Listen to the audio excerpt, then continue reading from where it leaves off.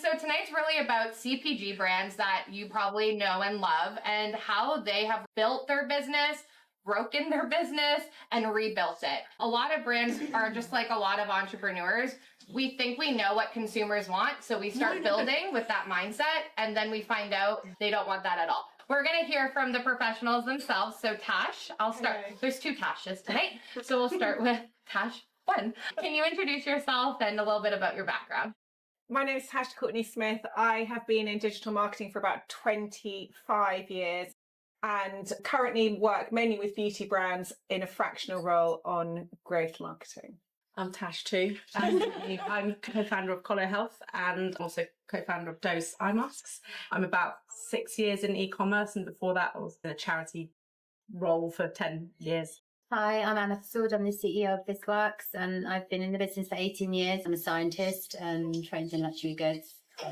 Marketeer. Hi, I'm Jules. I'm the Director of Product Experience at Heights. We're a health and wellness supplement brand. I've spent about 10 years in e-com working on digital and physical product. Let's just, something easy. Like, what was a core belief you had about the product or customer that later turned out to be completely wrong? Completely wrong. Well, maybe not completely, but incorrect.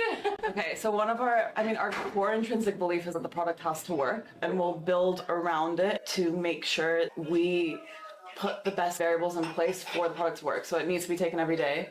What that means is that we intentionally design the product to be left out. And that meant that when I first joined the brand, the only thing that the founders have put together alongside the first product is the bottle. It had been designed by an unbelievable agency, very well known in London.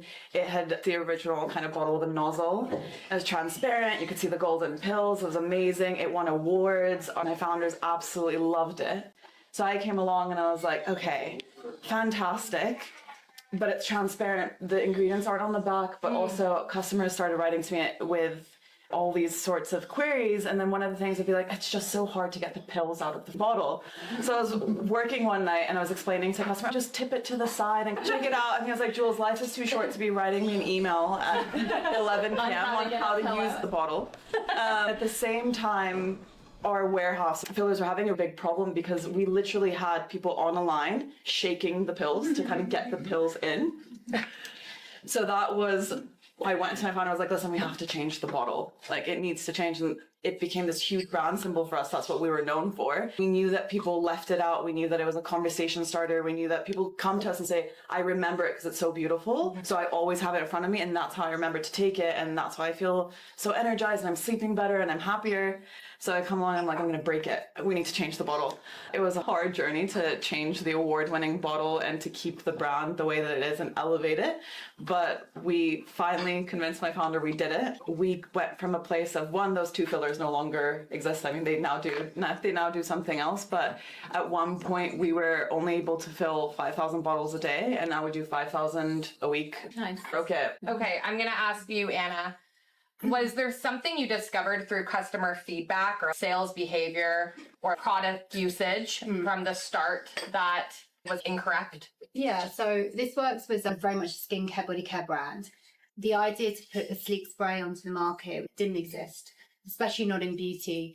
I knew with my background that sleep and skin go hand in hand. If you sleep badly, you're going to look rubbish pretty fast, right? But at that time, sleep was not in the cosmetic space. It didn't exist. So the idea of selling sleep as beauty treatment was a hard and a heavy lift for a brand to do. But when you're a small brand trying to break into a big space, you need a point of difference. You need to have something everyone else doesn't have. So we had this idea, and we actually trademarked the expression with sleep comes beauty. And my point was, listen, ladies and gents, or ladies, because core consumer, please, if you want to look good, then sleep well. And what happened was people were using it not for their skin, but for their wellness. They were doing it for their mental health. They were doing it for their physical health. We were selling it to men. The core consumer was not exactly as we thought they were. They were older. They were struggling with their wellness and their health. And actually, we had to think again about, and that's what we did in the last 16 years. But it started its life as an adjunct to a skincare treatment, but it became so much more than that. That's amazing. How about you, Tash? So we started as a collagen brand, and about 18 months into the brand, we really were drilling into who our customers were. Nearly all of our customers were going through menopause at some stage. We built a product around the menopause, and it's that they could take alongside the collagen that would help with the symptoms of the menopause. And by doing that, we've kind of pigeonholed ourselves as this menopause only brand. And women were writing in and going, I love the product. It makes a difference to my life. But I don't want to be walking around with this thing that says Meno on it.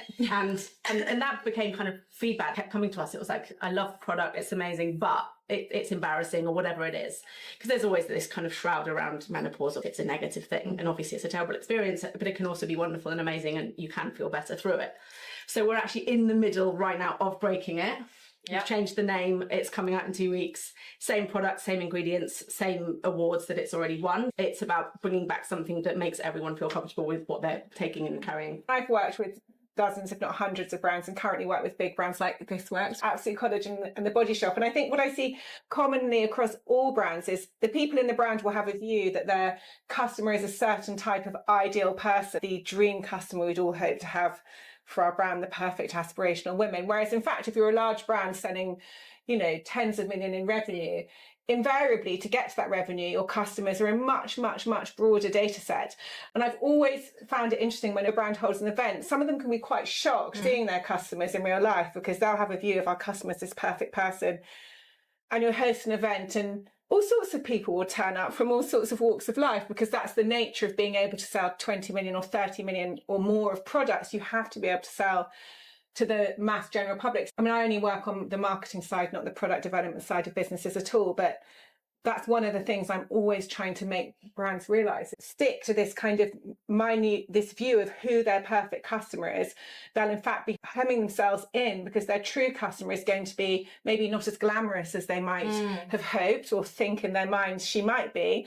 But nonetheless, if you've got a valuable person from any walk of life who's buying a product regularly, AI has moved so fast. We all use it probably in our day-to-day. It's a time saver, especially for brands that don't have huge bandwidth. It's very effective. What we also have to be very careful of, it's still not fully there. So there's a lot of hallucination that we actually forget about. As a consumer, you're probably not seeing this as much, but if you're on the brand side or just working for a company, we were talking about how Shopify, some of the apps that you're all integrated with are giving wrong data. So it's really important for us to double check our numbers and not always go by whatever app you're using is saying. And it's important to remember that nobody really knows, because it's new. This is what happened in Meta in the beginning. Everyone was like, And I remember when Meta went from just simple traffic into its performance functionality, and people were talking about it like, I'm the expert. And I think it's only been out for a month. How are you an expert? Have you been working at Meta? Did you build the system? Because if not, then you're learning it the same as everyone else. And that's really the same with AI. There's so much of, this is how it's going to be. Unless people are working OpenAI, I just don't really think they know, and people are figuring it out. So you shouldn't really be panic-stricken thinking that somebody else has got the magic button that you haven't found, because they actually haven't. And actually quite a lot of the AI stuff is only an extension of what's always been done over digital marketing for 20 years, which is about getting onto somebody's computer or phone screen. I think we're seeing this plateau with creativity too, because of AI, and everyone's just like, okay, I need a brief for this campaign. This is the product, and they're putting it into whatever bot you're using, and everything's just kind of becoming So how are you talking to your teams about, still be creative? Like, we still need that. Are you having these conversations internally? Can I answer that one? Because I pride myself on creativity. That's something I enjoy thoroughly. And so we are not using AI to start the ideation, because I don't want what everyone else has got. Where's the innovation in that? They're getting the same information I'm getting. So we're mining our own knowledge, our own data, our own customer feedback. And it's something I take great pleasure out of. Now, AI is going to make it look better. They will articulate it nicer, but I won't let it do it. I won't let it start. No. Otherwise, I'm just going to get homogeny. Anybody else? So we love AI at Heights, but it comes with a but, in the fact that I think maybe not a popular view, but it can be the death of critical thinking. And you can really tell when somebody's come into a workshop or has sent a Slack message or has just put a full kind of brief together. They copy pasted it and put nothing into it. At least with my team, you can use it, but we're very big on research. If it's doing any sort of analysis, you have to check it. If I see it and I catch it, there's no excuse to get these things wrong. but just really educating around how to use it, when to check it. And even then, I think one of the biggest troubles I have is that people just take it as fact. And it's not fact. So I still will cross-check things, and I see my customer care team uses it. For example, we've created a product information bot, and it'll just spit out the randomest things. We fed a formula, and I'll go in. I caught something the other day. The formula was wrong, and I was like, guys, this is wrong. Check it. You have to check it. Proceed with caution. Use it to kind of as a thought partner, but also educating on how to create briefs. So telling it to be a thought partner and being like, ask me questions, organize my notes, rather than saying, give me the answer. The answer is always the same. Yeah, always the same. I love that. Tash? We love AI. From a processes perspective, because we're a team of, I've only got 2 staff and a part-timer at the moment who might come on board full-time soon. For us, it's helped with processes and getting things done more efficiently. When it comes to content, we book someone to shoot and we don't do briefs. We just shoot. We come up with ideas on the spot. We're a tiny team for how big we are as a brand, and AI helps me answer an email in more than 3 words, which is quite nice. But yeah, you always have to check it. And our AI bot for our customer service, it hallucinates all the time. And I'm like, oh my God, you can't send that to a customer, so you're turning it off all the time because it doesn't quite process the information it needs to process, but it is remarkable and it is helping us in so many ways as well. So AI goes through our whole content production system, from the duplication of me and extension of my personal brand. And I think it's brilliant. But I will say, for people, if you're a brand side and you're thinking of using a digital twin, I'd be really wary at this stage. In 3 months, 4 months, I think it'll be fine. I've had digital twins out for 18 months. Sometimes they get quite a lot of jip. I don't really care what people think about me and have nothing to lose, so I'm fine with that. And it's also been absolutely brilliant for doing content that I just don't have the time. I would also say my team much prefer working with the digital twin than they do me, because if they work with me, they're always waiting on me to feel in the mood to film something. Am I going to then complain about it? Have I filmed it right? Am I ever going to even get it filmed? Yeah. Which is the same for anyone doing founder-led content. It's so time consuming. And then you always have to be in the mood. There's all these subtle things that go into it and you can't really articulate it. Do you want to do it or not? With the digital, and actually my digital twin on my YouTube channel will now be taking the lead. I haven't got the time to film content. The digital twin will do the whole thing. But it's absolutely brilliant because it can just go with no input from me. It proved that the only blocker to my personal content was actually me, which is kind of ironic. So I think that side of AI and content technology is really exciting. It's clear it's going to become mainstream, but as a brand, I would not risk putting a digital twin out in public. Is there something specific that had the biggest impact to your business, to the brand, on customer trust? So for us, we're co-founded by myself and Jenny Faulkner, who's a TV and radio presenter. So when we launched with her, first day of lockdown, we sold out within about a week because people trusted her. They believed that she had developed an amazing product, and she had. Second to that, it's our customers. So customer testimonials and kind of refer a friend for us is the most valuable way of getting in new customers that really trust the product. I would say for us, as a brand, being able to support quite chunky claims using science, robust science, put us in a different category to other brands who might be promising wellness. Wellness can be quite wishy-washy these days. Yeah.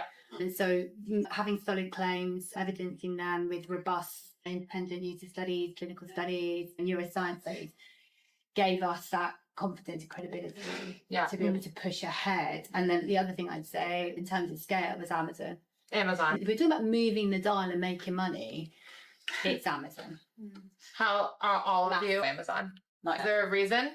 Or Well, is it a loaded question? no, we've been D2C for 6 years up until Saturday, where we launched in Boots. Yeah. Thank you.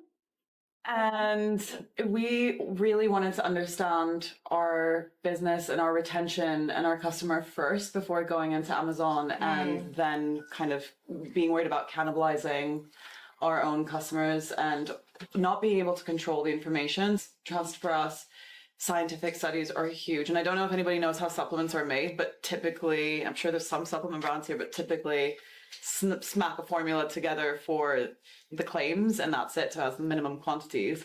But for us, we have our RCT is coming out for vitals. We have 4 or 5 studies that we've conducted ourselves and worked with partnerships with universities. For Biotic, we've run so many studies, and actually creating clinical evidence for our products so that we have the responsibility of making sure that we're putting the best possible thing in people's bodies. That's a huge thing, but we wouldn't be able to do all of that education with a third-party Right, retailer. yeah. So we kept control over that. That makes sense.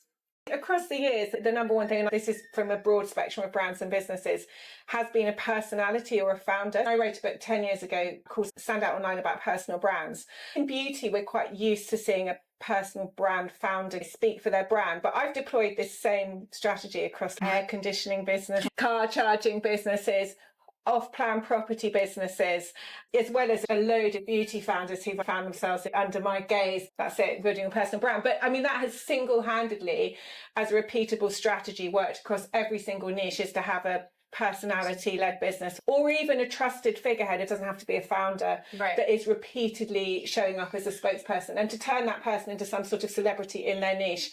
Like, to give you an illustration with this air conditioning business, grew it really fast. It was one of my great success stories. But there was some guy who worked there who was a reasonably charismatic guy, but he essentially showed up at people's houses to give them quotes. So if he showed up at your house, he was going to be offering you, like, you had to buy something. People got so excited when this guy was showing up at their house. Sava, the air conditioning engineer, and he was the biggest growth lever in that business once we deployed his personal brand. And he was literally completely unglamorous, but knew his stuff. That was a really great illustration of how that figurehead or trusted person can work across any niche to support the rest of the business goals.